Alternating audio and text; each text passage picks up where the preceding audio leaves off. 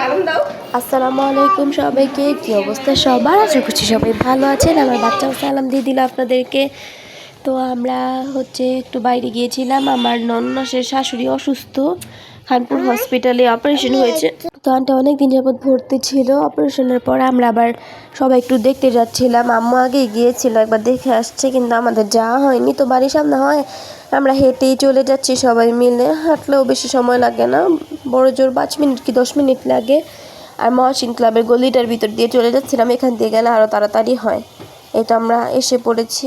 তো সামনের এই গেটটা বন্ধ ছিল, আমরা প্রথমে এদিক দিয়ে গিয়েছিলাম, তারপর আবার ঘুরে আমরা ওই পাশে এমার্জেন্সির সামনে দিয়ে যাই। তো নারায়ণগঞ্জের মানুষের কাছে এই খানপুর হসপিটাল হচ্ছে ডাল ভাত, মানে এমন কেউ নাই যে এই খানপুর হসপিটাল চিনে না।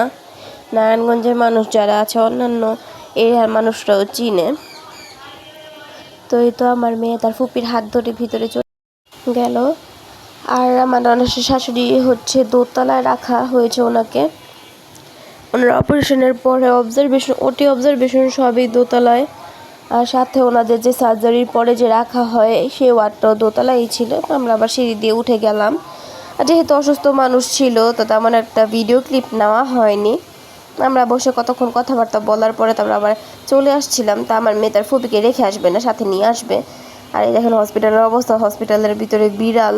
সরকারি হসপিটালে এমনি একটু নোংরাই থাকে। আশেপাশে সব অপারেশনের রুগী, তারপরে কারো কারো অপারেশন হবে। তো তারপরে আমার মেয়ে তো তার ফুপিকে বারবার নিয়ে আসতেছে যে আসো আসো, সে সাথে নিয়ে যাবে। সে তো আর বুঝতে পারেনি যে তার ফুপি সেখানে থাকবে। তো তারপরে আমরা বের হয়ে গেলাম। বের হয়ে যাওয়ার পরে তারপর আমরা আবার এই খানপুর একটু দোকানে বসলাম ফুচকা চটপটি খাওয়ার জন্য।